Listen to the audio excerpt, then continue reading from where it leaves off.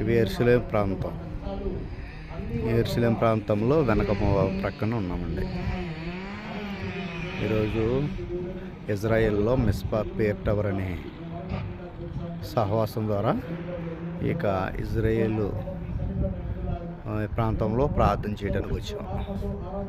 ఇదేనండి ఇజ్రాయేలు ప్రాంతం. ఇక్కడ అనేకులు